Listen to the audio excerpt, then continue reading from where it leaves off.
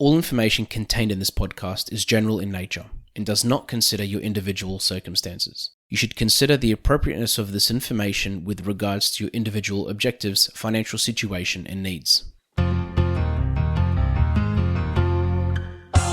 Welcome to Sharing More Than the Sheets, a podcast to help you and your partner make better financial and lifestyle decisions so that you can both focus on the things that you love. I'm your host, Michael Khouri, financial planner, green thumb, husband, and just dad. One of the biggest regrets that I hear from people that have been working for quite a while, especially if they're high income earners, is that they wish that they invested a long time ago. And I'm telling you today what I've heard from many people as they look back over the last 20 or 30 years. And I'm hoping that you can take something out of this and just really consider starting or ramping up your investment journey. Now, of course, proper financial advice is needed to make sure that you're making the right decisions, because it's easy to invest money, but it's hard to do it in the right thing. And for me, I hear it a lot when I'm showing clients what to do or I'm helping them start their investment journey. And I hear it so many times, just as a comment that gets dropped is, wow, I wish I did this 20 years ago.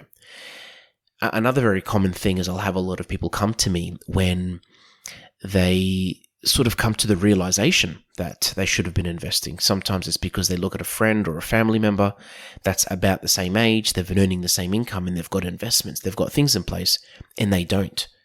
Now, don't get me wrong, there's no judgment in any way, shape, or form, because we all have different life circumstances, we all have different things going on. So, of course, there are reasons that we can't all invest just as much as each other. But my point is that we don't want to look back, and you don't want to look back in 10 years, 20 years, 30 years from now and think, wow, I just wish I did this and this. Of course, there's always going to be regrets, and you're going to wish you did something at the right time, and hindsight's a wonderful thing. But if you've invested, if you've done things, if you've spoken to experts, if you've monitored what you're actually doing and what you're investing in, then you shouldn't look back and have too many regrets, because at least you'll feel like you've done something. You've made hay while the sun shines. And as I said, I'm not telling you this so that you can feel guilty or so that you can have any regrets in any way. But really, I just want you to realize that this is something that you should potentially be considering, that it's important to speak to someone to start the journey. Now, whether it's a financial advisor, whether it's someone in that particular field, it's important to get advice, and it's important to actually understand what you're investing in. There's lots of different ways to start an investment journey.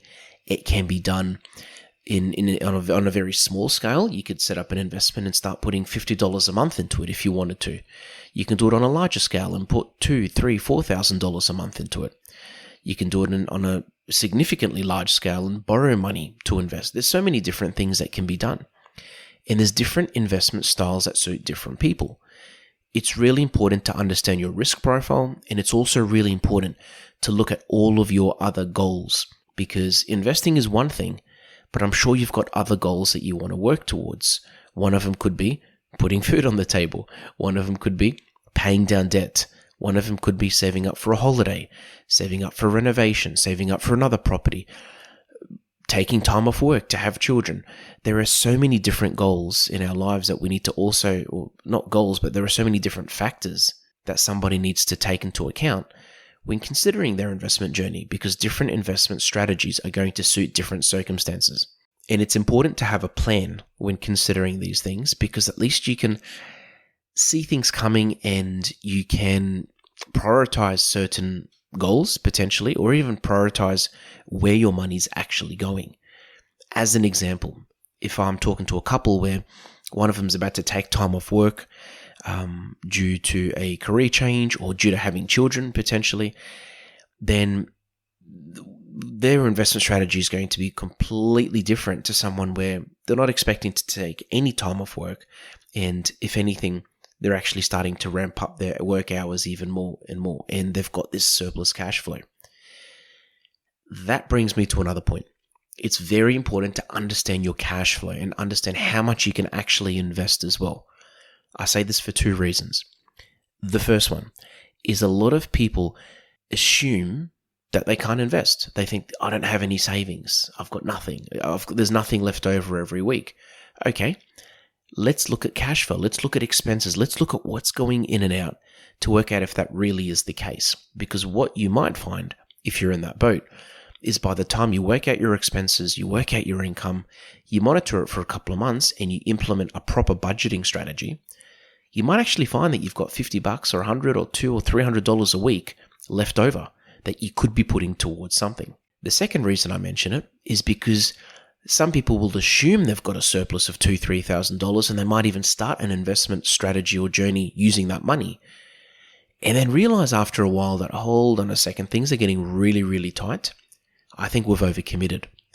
So again, without understanding your cash flow situation and your expenses and your income and mapping it out on a piece of paper or a spreadsheet, it's very hard to know what your surplus really is, because you don't want to you don't want to overcommit, definitely. And ideally, you don't really want to undercommit if you are willing to invest more than what you've actually put in. All these things will help you start a journey, continue a journey, and maintain it, because it's one thing to invest, but it's another to do it sustainably. So I hope this has helped. I hope that you'll take something out of this. And if you've been in two minds about whether you should start investing or not, reach out. I'm so happy to assist and happy to have a chat, even if it's on the phone, and to see what you can do about starting your journey so that you can start making hay while the sun is shining. Thanks for joining us on Sharing More Than the Sheets. Please make sure you subscribe to be updated with future episode releases, and feel free to share this episode with any friends or family that you think it might benefit. Please visit us at sharingmorethanthesheets.com.au to submit questions or requests for future podcast topics. These podcasts have been brought to you by Better Financial Planning Australia. To book a 15-minute phone chat, visit betterfinancialplanning.com.au.